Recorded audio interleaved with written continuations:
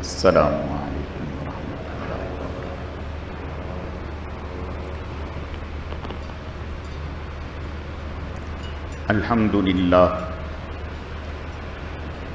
الحمد للہ نحمده ونستعینه ونستغفره ونؤمن به ونتوکل علیہ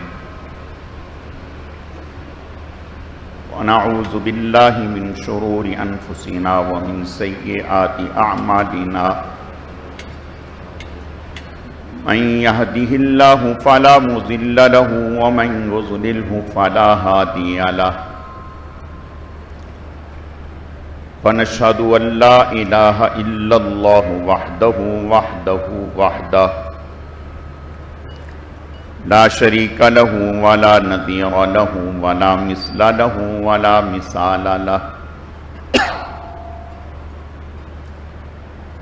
ونشهد أن سيدنا وسندنا وشفيعنا ومرشدنا ومولانا وملجانا محمد مبارك وسلم وصل عليه أعوذ بالله من الشيطان الرجيم بسم الله الرحمن الرحيم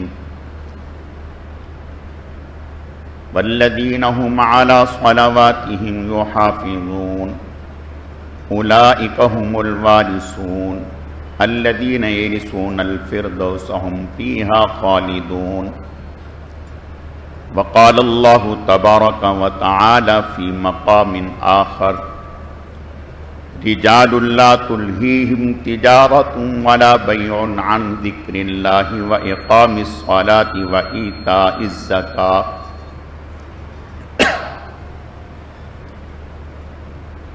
وقال الله تبارك وتعالى في مقام آخر وذكر فإن الذكرى تنفع المؤمنين صدق الله مولانا العظيم وبلغنا رسوله النبي الكريم ونحن على ذلك لمن الشاهدين والشاكرين والحمد لله رب العالمين اللهم صل على روضة محمد في الرياض وصل على بلد محمد في البلاد وصل على قبر محمد في القبور وصل على جسد محمد في الأجساد وصل على روح محمد في الأرواح گرامی قدر معزز حاضرین، میرے واجب الاحترام بزرگوں اور عزیز نوجوان ساتھیوں، میں نے آپ کے سامنے قرآن مجید فرقان حمید میں سے دو مقامات سے چند آیت کریمہ تلاوت کی ہیں۔ رب ذوالجلال سے دعا ہے کہ وہ ذات بزرگ و برتر مجھے اس کی روشنی میں صحیح صحیح کہنے کی اور سمجھانے کی توفیق عطا فرمائے۔ پھر اللہ رب العزت کی ذات اس مختصر وقت میں جو کچھ کہا سنا جائے، اس کہنے سننے کو محض اپنی رضا کے لیے اپنی بارگاہ میں قبول و منظور فرمائے، ہم سب کی نجات اور ہدایت کا، مغفرت کا ذریعہ اور سبب بنائے۔ میری آج کی مختصر گزارشات کا موضوع اور عنوان ہم اللہ کے محبوب کیسے بن سکتے ہیں، یہ عنوان ہے۔ اسی سے متعلق چند باتیں عرض کرنی ہیں۔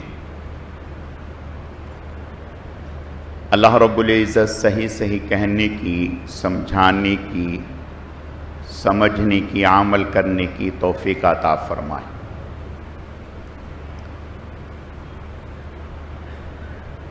دنیا میں آج ہر انسان جو ہے وہ کسی نہ کسی پریشانی میں مبتلا ہے۔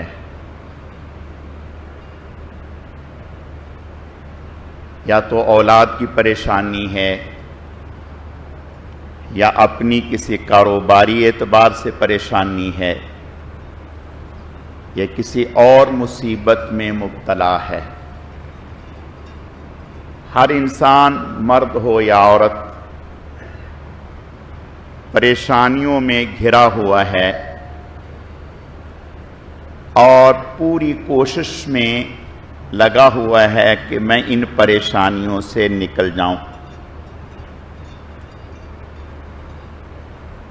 بعض دفعہ تو یہ کہتا ہے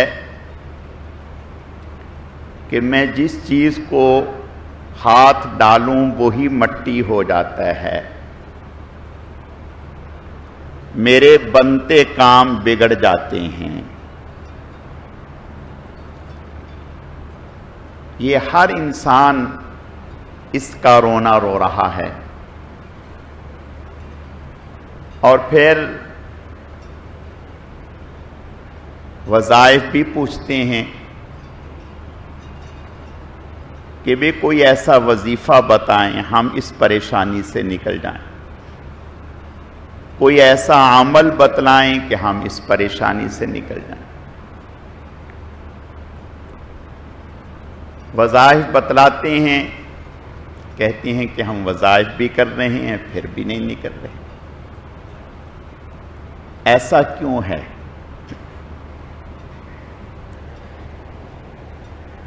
حضرت بہلول ہارون رشید رحمت اللہ علیہ کے زمانے میں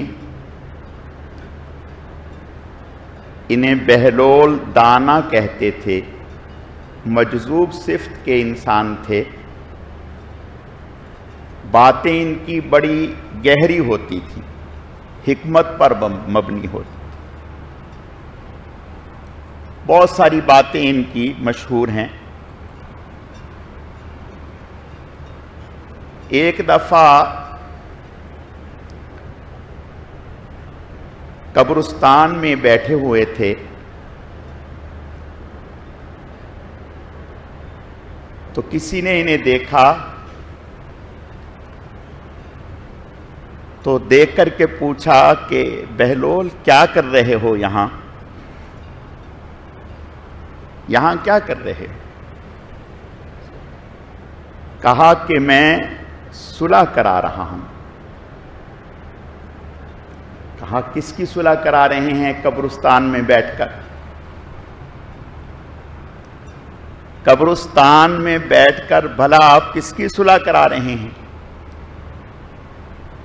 کہا کہ بندوں کی اللہ سے صلح کرانا چاہتا ہوں۔ کہا کیا مطلب؟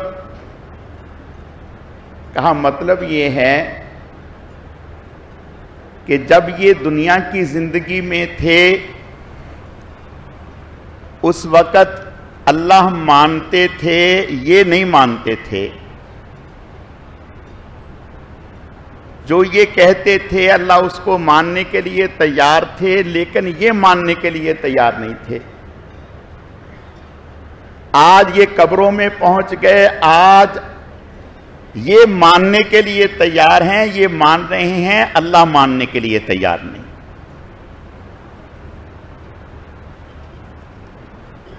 میں عرض یہ کرنا چاہتا ہوں کہ ہم اس وقت ہر اعتبار سے پریشانیوں میں گھرے ہوئے ہیں۔ اب ہم اس سے نکلیں کیسے اور نکالے کون؟ نکلیں کیسے اور نکالے کون؟ یہ بات تو طے ہے کہ ہم نہ اپنی طاقت کے بل بوتے پر نکل سکتے ہیں، نہ افرادی قوت کے اوپر نکل سکتے ہیں، نہ دولت اور اسلحہ کے بل بوتے پر نکل سکتے ہیں۔ نکل سکتے ہیں تو جبھی نکلیں گے جب اللہ کی طاقت اور مشیت ہمارے ساتھ ہوگی۔ اور قرآن ہم پڑھتے ہیں، قرآن پر ہمارا ایمان ہے۔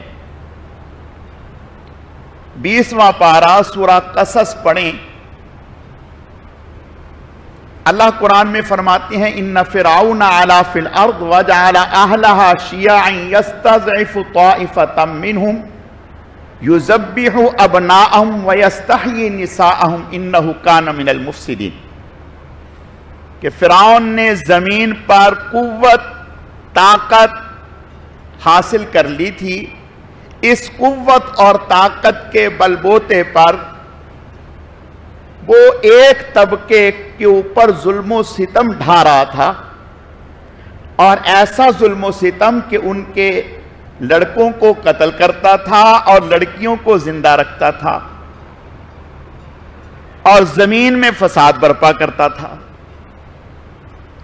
آگے اللہ کہتے ہیں وَنُرِيدُ أَن نَّمُنَّ عَلَى الَّذِينَ اسْتُضْعِفُوا فِي الْأَرْضِ وَنَجْعَلَهُمْ أَئِمَّةً وَنَجْعَلَهُمُ الْوَارِثِينَ وَنُمَكِّنَ لَهُمْ فِي الْأَرْضِ، ہم نے ارادہ کر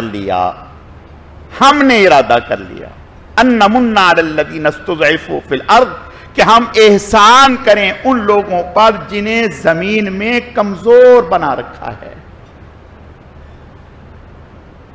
چنانچہ جب اللہ نے ارادہ کر لیا، طے کر لیا، تو پھر اللہ نے اپنی قدرت کے بلبوتے پر جو طے کیا تھا اس کو کر کے دکھایا کہ موسیٰ علیہ السلام کو فرعون کی ناک کے نیچے پرورش کی، پالا، جوان کیا، اور پھر موسیٰ علیہ السلام ہی اس کے زوال کا ذریعہ اور سبب بنے۔ اللہ نے انہی کے ذریعہ سے اس کی حکومت کو پامال فرمایا۔ تو بات یہ ہے کہ ہم قوت، افرادی قوت، اسلحہ کی قوت کسی اور قوت سے غالب نہیں ہوں گے، نہ انفرادی نہ اجتماعی، نہ من حیث الافراد نہ من حیث القوم، جب تک کہ اللہ کی مدد ہمارے شامل حال نہیں ہوگی۔ اور قرآن پاک میں 10ویں پارے میں سورہ برات میں اللہ فرماتے ہیں لَقَدْ نَصَرَكُمُ اللَّهُ فِي مَوَاطِنَ كَثِيرَةٍ وَيَوْمَ حُنَيْنٍ إِذْ أَعْجَبَتْكُمْ كَثْرَتُكُمْ، کہ ہم نے حنین کے موقع پر تمہاری مدد کی تو جا کر کے تم غالب ہوئے، اس کے بغیر تم غالب نہیں ہو سکتے تھے۔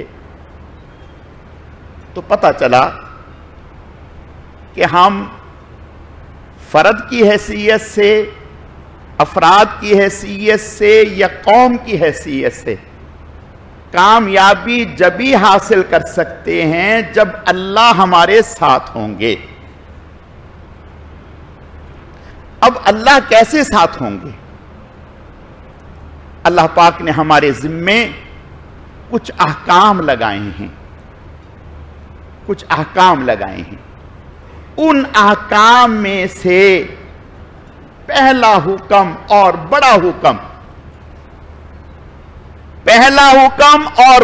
حکم حضور علیہ السلام کو نبوت ملنے کے بعد جو سب سے پہلا کام کیا گیا وہ نماز آپ کے اوپر لازم کی گئی کہ آپ نے نماز پڑھنا۔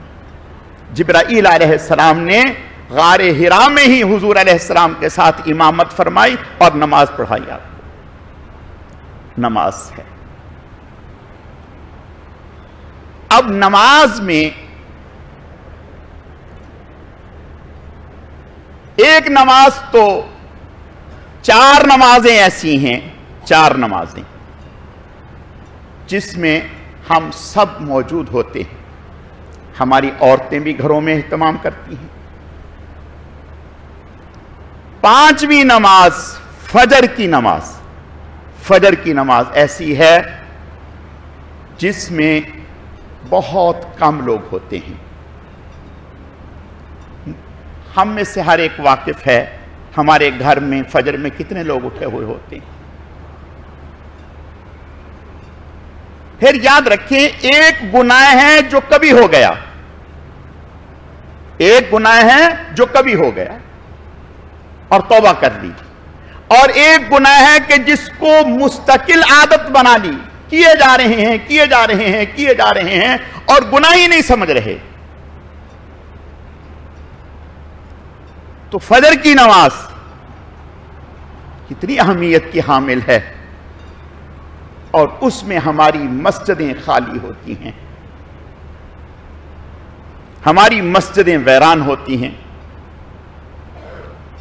کئی دفعہ ایسا اتفاق ہوا کہ سفر پہ جانا ہوا، راستے میں شہر کی کسی مسجد میں فجر کی نماز پڑھی، کبھی وہاں سے آگے نکل جائیں گے، آپ یقین جانیں کہ فجر کی نماز میں ایک صف بھی پوری نہیں تھی، ایک صف بھی پوری نہیں تھی۔ اور کئی جگہ پر علماء بتاتے ہیں، ائمہ مساجد، کہ صرف چند ایک گارڈ ہوتے ہیں، بڑے بنگلوں سے تو کوئی بھی نہیں آتا، چند ایک گارڈ ہوتے ہیں جن کے ساتھ ہم فجر کی نماز پڑھاتے ہیں۔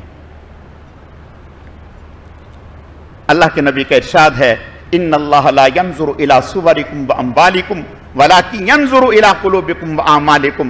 اللہ کی نظر شکلوں صورتوں پر نہیں، اللہ کی نظر تو اعمال اور دلوں پر ہے۔ میرے عزیزو، اس کی فکر کون کرے گا؟ یہ فجر کی نماز جو ہے آج نہیں ہو رہی۔ بعض دفعہ پچھلا جمعہ چھوڑ کر اس سے پچھلے جمعے بات کی تھی اس حوالے سے، تو میں نے دیکھا کہ اگلے دن ہماری مسجد میں ایک ماشاءاللہ مجمع تھا، کم و بیش 5 یا 5.5 صفیں تھیں فجر کی نماز میں، الحمدللہ۔ نوجوان بھی تھے، بزرگ بھی تھے، بہت خوشی ہوئی، دل خوش ہوا۔ لیکن کچھ دنوں کے بعد پھر بتدریج کم ہو گئے، پھر عشاء میں بات کی، پھر زیادہ ہو گئے۔ چند دن ایسا لگتا ہے کہ چند دن تک ہم اثر لیتے ہیں اور اس کے بعد ہم سستی اور کاہلی کا شکار ہو جاتے ہیں۔ میرے عزیزو، ایسا نہیں، ایسا نہیں۔ جماعت کے بغیر تو نماز، علماء نے لکھا ہے کہ ہوتی ہی نہیں۔ بعض لوگوں نے فرمایا، بعض علماء نے، کہ جماعت سے نماز پڑھنا فرض ہے، فرض۔ جماعت سے نماز چھوڑنا حرام ہے۔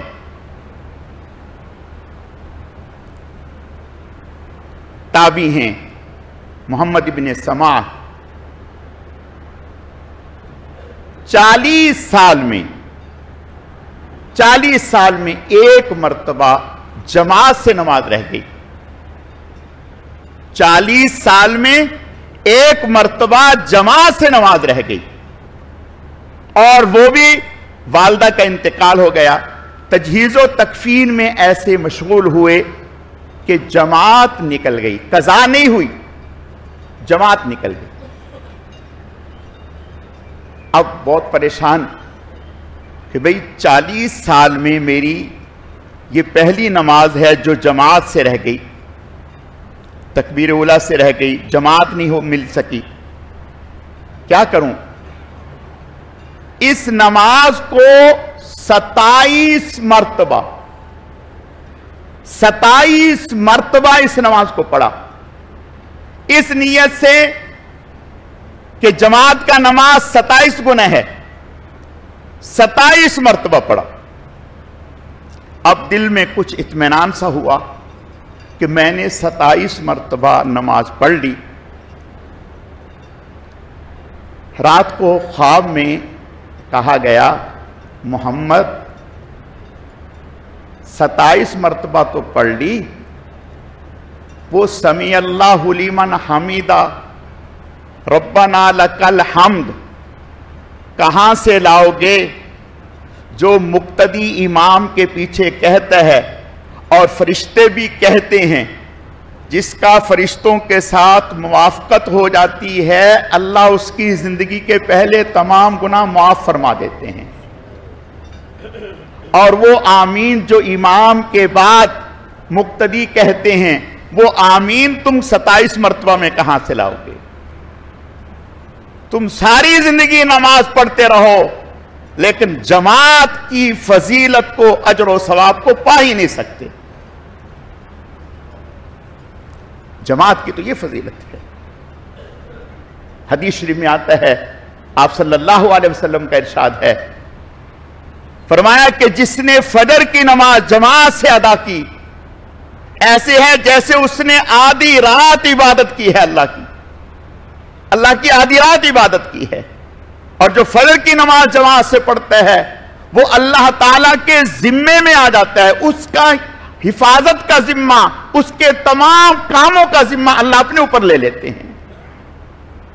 और जो फजर की नमाज से महरूम होता है उसके अल्लाह के ऊपर उसका कोई जिम्मा नहीं है, अल्लाह उसको थका देते हैं, जाओ अपने काम बना के दिखाओ। और याद रखें, रब्बे करीम पकड़ने पर आए तो कोई बच नहीं सकता। मूसा अलैहिस्सलातु व तस्लीम के साथियों ने जब यूं कहा, फज़हब अंत व रब्बुका फ़क़ातिला, आप और आपका रब जाएं, जाकर के किताल करें, हमसे नहीं होगा। लड़ाई करना अल्लाह का हुक्म ही था, जैसे नमाज अल्लाह का हुक्म है वो भी अल्लाह का हुक्म था, जिहाद करना। 40 साल तक वादी-ए-ती में अल्लाह ने उन्हें महसूर कर दिया। कोई बाउंड्री वाल नहीं, कोई दीवार नहीं, कुछ नहीं, वहां पड़े हुए हैं। निकलना चाहते हैं बाहर, सारा दिन चलते हैं, शाम तक थक हार करके कहते हैं कल आगे जाएंगे। रात को जब सोते हैं जहां से चले थे वहीं पहुंचे हुए होते हैं। निकलो, कैसे निकलोगे? 40 साल तक नहीं निकल सके। ये एक हुक्म तोड़ने पर, एक मर्तबा एक हुक्म तोड़ने पर यह सजा मिली है। अब हम सोचें जरा ठंडे दिल से, हम रोजाना अल्लाह का हुक्म तोड़ रहे हैं, रोजाना अल्लाह का हुक्म तोड़ रहे हैं, और क्या है? कोई उज़र भी नहीं, सिर्फ सुस्ती, काहिली, गफलत, सिर्फ सुस्ती, काहिली और गफलत, और कुछ भी नहीं। रोजाना अल्लाह का हुक्म तोड़ रहे हैं, तो कहां से आएगी अल्लाह की मदद? हदीस शरीफ में आता है, आप सल्लल्लाहु अलैहि वसल्लम का इरशाद है, फजर के फर्ज नहीं, 2 रकातें फर्ज नहीं, सिर्फ 2 रकात सुन्नत जो पहले पढ़ती हैं, 2 रकात सुन्नत, आपने इरशाद फरमाया इन 2 रकात सुन्नत की ये फजीलत है पूरी दुनिया और जो कुछ इसमें है सब खर्च कर दें, खर्च करने के बाद भी वो अजर और सवाब जो इन 2 रकातों का है वो नहीं पा सकते। सारी दुनिया खर्च करने के बाद भी इन रकातों का अजर और सवाब नहीं पा सकते। ये तो 2 सुन्नत का हाल है, और फर्ज का क्या हाल होगा? हदीस शरीफ में आता है, आप सल्लल्लाहु अलैहि वसल्लम का इरशाद है, 3 लोग ऐसे हैं जिन्हें देखकर अल्लाह खुश हो जाते हैं। सुनो इस बात को गौर से, 3 लोग ऐसे हैं जिन्हें देखकर अल्लाह खुश हो जाते हैं। एक वो आदमी जो मैदान जिहाद में काफिरों से मुकाबला करते हुए, लड़ते हुए आगे बढ़ रहा है, अपनी जान की परवाह नहीं कर रहा, अपने अल्लाह के नाम पर अपनी जान फिदा करने को तैयार है। अल्लाह इसे देखकर खुश हो जाते हैं कि मेरे बंदे को देखो, अपनी जान की परवाह नहीं कर रहा, तकलीफों की परवाह नहीं कर रहा, और मेरे नाम पर अपनी जान कटवाने के लिए तैयार है। अल्लाह इसे देखकर खुश हो जाते हैं। और फरमाया कि दूसरा वो शख्स जब सब सो रहे होते हैं, नींद का तकाजा होता है, रात का आखिरी पहर होता है, अब ये अल्लाह की मोहब्बत में, अल्लाह के ताल्लुक में अपनी नींद को कुर्बान करके अपने बिस्तर से उठता है और तहज्जुद के लिए अल्लाह के सामने खड़ा होता है। अल्लाह इसे देखकर भी खुश हो जाते हैं और कहते हैं फरिश्तों से, देखो इस बंदे को किसने खड़ा किया है, किसने खड़ा किया है? इसके ऊपर कोई जबरदस्ती है, कोई लाठी है, कोई डंडा है? किसने खड़ा किया है? اور یہ کھڑا ہونا میں نے اس پر فرض بھی نہیں کیا، پھر بھی کھڑا ہو رہا ہے، اس سے پتا ہے کہ اس کے دل میں میری محبت ہے۔ اور تیسرا، اللہ جو فرض نماز کی صف میں کھڑا ہوتا ہے اللہ اسے دیکھ کر خوش ہوتے ہیں۔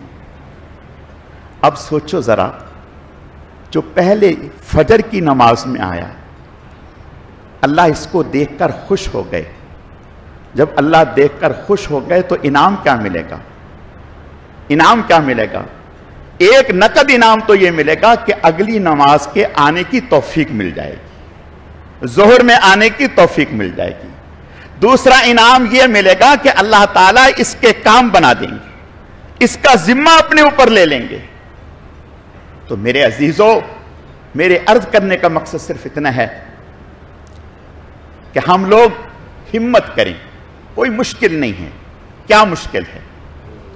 صرف ہمت کی بات ہے، ہمت کی بات ہے۔ میں نے پہلے بھی عرض کیا تھا، آج اگر ایک انسان کو یہ کہا جائے کہ آپ نے پورٹ قاسم صبح 4 بجے پہنچنا ہے، 5 بجے پہنچنا ہے، اور تمہارے 7 لاکھ روپیہ تمہاری تنخواہ ہوگی، 7 لاکھ روپیہ تمہاری تنخواہ ہوگی یا 10 لاکھ روپیہ تمہاری تنخواہ ہوگی، پورٹ قاسم پہ آپ نے 5 بجے پہنچنا ہے، دیانتداری سے بتائیں اتنا بڑا مجمع ہے، کسی ایک کو اگر یہ پیشکش کر دی جائے کہ آپ وہاں پہنچے 10 لاکھ یا 7 لاکھ روپیہ آپ کو مہینے کے ملیں گے، اللہ کی قسم کھا کر کے بتائیں کیا ہم نہیں جائیں گے وہاں؟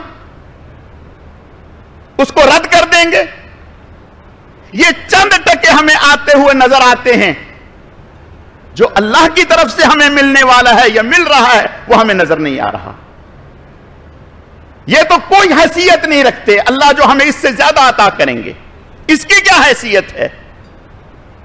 اور یاد رکھیں، یہ 10 لاکھ، یہ 15 لاکھ یا 20 لاکھ، ایک آنکھ خراب ہو جائے، ایک کان خراب ہو جائے، ایک دانت میں تکلیف ہو جائے، ایک انتڑی میں تکلیف ہو جائے، دل بند ہو جائے، آپ کروڑوں قربان کر دیں گے اور کہیں گے کہ مجھے راحت مل جائے۔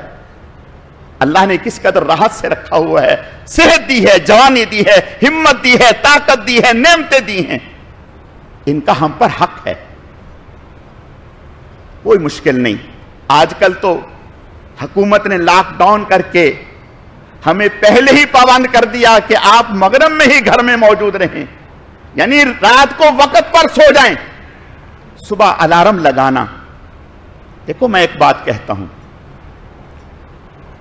آپ کو کال آ جائے، سو رہے ہیں، کہ آپ کو وزیر اعظم نے یاد کیا ہے، وزیر اعلیٰ نے یاد کیا ہے، چیف آف آرمی نے یاد کیا ہے، آپ کو بلا رہے ہیں، تو آپ کو سستی رہے گی؟ 2 منٹ میں اٹھ کے کھڑے ہو جائیں گے۔ آپ کو پتا چل جائے کہ آپ کا بھائی عزیز باہر سے آ رہا ہے اور ایئرپورٹ پہ پہنچ رہا ہے، آپ اس کا استقبال کے لیے فوراً پہنچ جائیں گے۔ تو سوچیں، یہ انسان ہیں جن کی کوئی اوقات نہیں ہے، ان کے استقبال کے لیے تو ہم سستی قائدی پھینک دیں اور کھڑے ہو جائیں۔ اللہ کو سمجھا ہی نہیں، اللہ کیا ہے؟ اگر ہمیں پتا چل جائے کہ اللہ کیا ہے، اللہ کی محبت کیا ہے، اللہ کا تعلق کیا ہے، تو یہ چیزیں کچھ بھی نہیں ہیں، سوئی نہیں اس کی محبت میں۔ تو میرے عزیزو، مولانا یوسف بن نوری رحمت اللہ علیہ، ایک دفعہ کسی نے حضرت سے کہا کہ دعا کے لیے چلیں، فرمایا کہ ٹھیک ہے میں چلتا ہوں، میری شرط یہ ہے نماز میں نے جماعت سے آ کے پڑھنی ہے، اگر یہ پورا کر دو گے تو جانے کے لیے تیار ہوں، اگر یہ پورا کر دو گے تو جانے کے لیے تیار ہوں، نہیں تو میں منع کرتا ہوں۔ اس نے یقین دلایا کہ میں انشاءاللہ آپ کو جماعت کے ساتھ نماز پڑھاؤں گا، واپس لاؤں گا۔